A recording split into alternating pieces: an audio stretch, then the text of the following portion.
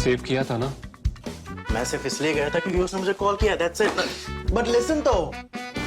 Save it for someone else.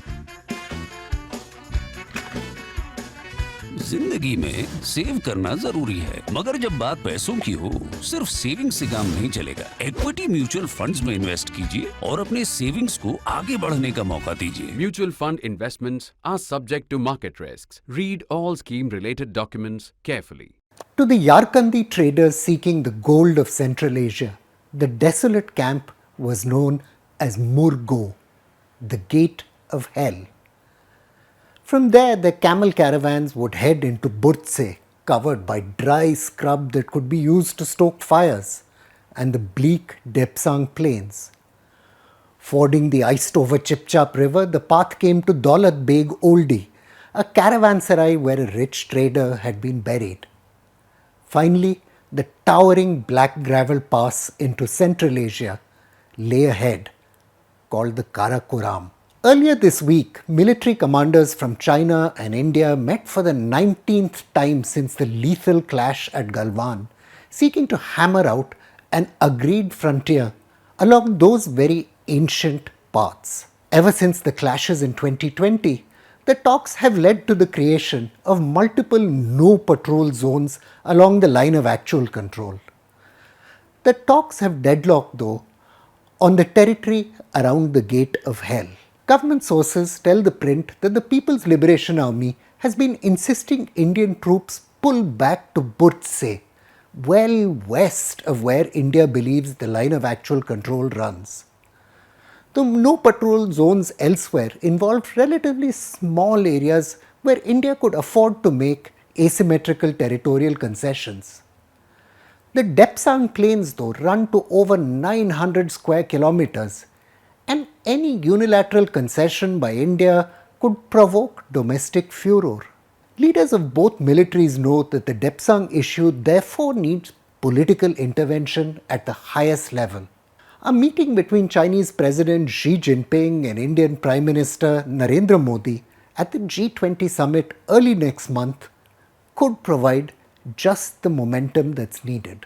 For a decade now, the PLA has repeatedly asserted its claims west of the LAC and cut off India's access to positions it had patrolled since the late 1970s. In 2013, a platoon of PLA troops blockaded a position which is called Bottleneck, through which Indian patrols headed east had to proceed. In 2015, another PLA intrusion came even further west up to Burtse itself. The PLA has even built roads west of the LAC to block Indian patrols very rapidly.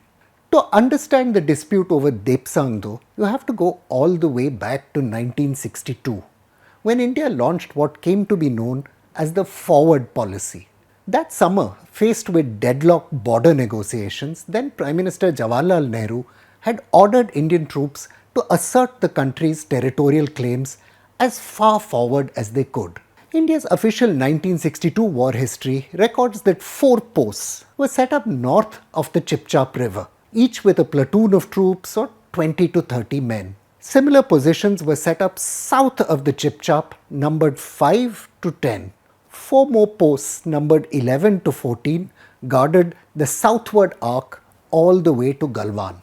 Logistically dependent on airdrops and helicopter runs to Daulat Beg Oldie, the outposts were very lightly equipped since there was no road back then linking Ladakh to the rest of India. Except for post 1 at Karakoram, no position even had mortar. Supplies had to be man-packed through the glacial cold, and the frozen soil made creating defences against artillery near impossible. Like elsewhere on the LAC, the PLA responded to the Indian presence by building up massive numbers of troops. The posts were surrounded and cut off weeks before the actual war of 1962 began. The PLA's build-up was aided by the fact that it had a road running up to a caravan route campsite at Kizil-Jilga, close to post 4. The Chinese side was on a plateau, so man-packing equipment from post 4 wasn't difficult. The two sides' Indian military account state began to regularly collide as each responded to the presence of the other. the PLA opened fire on a patrol of the 14 Jammu and Kashmir militia on 21 July, some 8 kilometers from Daulat Beg Oldie. Troops of the 1st Battalion of the 8 Gorkha Rifles were attacked the same day. Indian soldiers were ambushed on 26th August and there was a skirmish near the Galwan River on 2 September.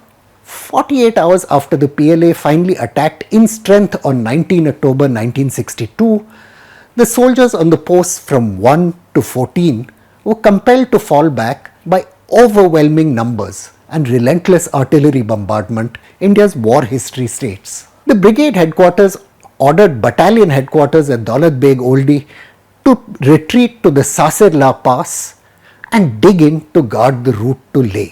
Led by Major Sardul Singh Randhawa of the 14 Jammu and Kashmir militia, who was later awarded a Mahavir Chakra, the soldiers were severely tested during this retreat.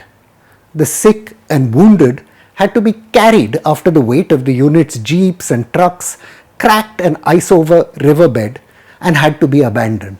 For reasons which continue to be debated by military historians, the PLA didn't in fact move east into Daulat Beg Oldie and on to Leh, even though its path was now clear.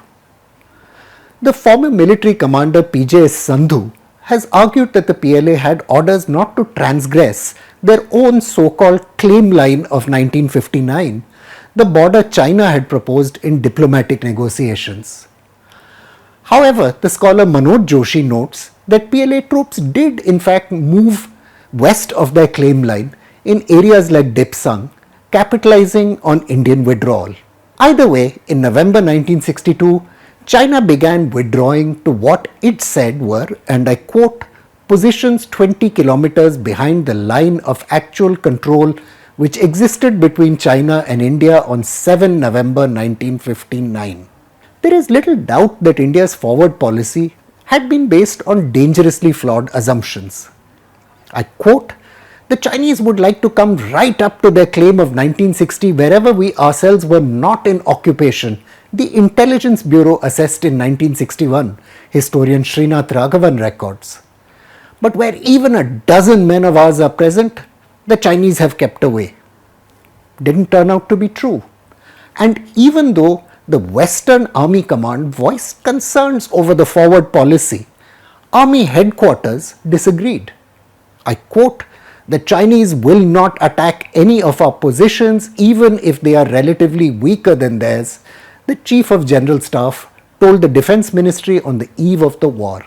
From the late 1970s though, former Prime Minister Indira Gandhi's increasingly confident government ordered troops to again start patrolling up to the limits established during the forward policy era. India didn't set up posts where it had in 1962, but instead started touching patrol points. Now those patrol points lie several kilometers west of the LAC as India perceives it to be. In the Depsang sector, the Indian patrols do not seem to have been met with any resistance from the PLA. However, the dispute over where the LOC was simmered on despite a Chinese agreement in 2005 to clarify the issue. Today, China again exercises de facto control over the territory it occupied in this sector back in 1962. Xi's use of border intrusions to assert Chinese power runs true to an old script. There was a 6-kilometer deep intrusion into Himachal Pradesh 2 months after former Chinese President Jiang Zemin's visit in December 1997. Even as ex-Indian Prime Minister Atal Bihari Vajpayee visited Beijing in 2003, a PLA patrol intruded into the Asafila area of Arunachal Pradesh. Another intrusion into Asafila occurred during Premier Wen Jiabao's visit to India in 2005. Prime Minister Modi had early in his tenure shown the willingness to pay the political costs of a permanent border settlement with China, and he said so. Even as President Xi Jinping prepared to make his maiden visit to India in 2014 though, PLA troops crossed the LOC at Chumar. The reasons why China rebuffed Modi's peace effort remain unclear. Ever since the 2013 face-off in Depsang, Indian strategists have been puzzled by China's true objectives. A task not made easy by the latter's silence and opacity. The Depsang intrusion, some defense analysts say, was a signal of PLA anger over new Indian border infrastructure like the Daulat Beg Oldie Shok Road, which was starting to come up at the time. Localized irritants, others contend, like the construction of a tin shed at Chumar by Indian troops, could arguably have sparked the conflict back then. Larger geopolitical issues like India's deepening ties with the United States may have also played a role. Perhaps it was a combination of all these factors. Less important than the reasons, though, have been the consequences. The massive troop deployment by both militaries is fraught with dangers. As Brigadier Sandhu notes, political leaders often underestimate the risks of eyeball-to-eyeball confrontation between troops turning bloody. The Galwan crisis illustrated just how wrong things can go. The lowering of aggressive polemic in Beijing and New Delhi shows politicians in both countries realize that the crisis at the gates of hell serves no real strategic purpose for either country. Whether they will have the will to end the impasse, though, remains to be seen. I'm Praveen Swami and I'm National Security Editor of ThePrint.